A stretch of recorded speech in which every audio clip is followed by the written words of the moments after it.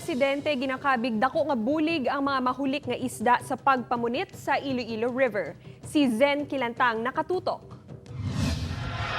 Nagabugat sa napulo ka kilos ang salungsong nga isda ang nabunit ni Janiel Dalalianak sa Mulillo ning area. Isa si Janiel sa madamo nga mga residente nga nangin kalingawan na ang pagpamunit sa Iloilo River. Madumduman nga madamo na nga sahi sang isda ang ginbuyan sang City Agriculturist Office sa Iloilo River agud madamo ang maka-enjoy sang sports fishing. Sang amon gani nga gingkatuan ng suba, amon nakit-an ang mga kabataan nga nagapangsarap sa mga pasayan kag alimango. Ang iban diri na nagakuha sang ila anon kapareho kay Manang Judy. Oo, masulusudaan nang kung hindi kami kapamunit, sardinas kag utan mabuhi lang ma'am.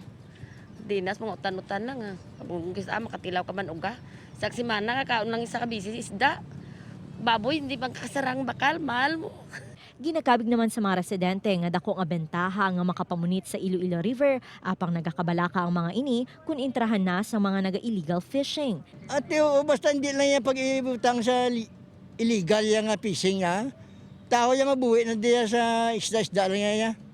Di ko ni pagyang mo na karon sa mga illegal, kundi wala tao mo, boss niya ko ni pamukuton na kanugol na si Milya lang mabuhi. Base sa City Fishery Ordinance, ginadumilian ang pagpamukot sa Iloilo River. Upod kay Romal Porquia, Zen Kilantang, One Western Visayas.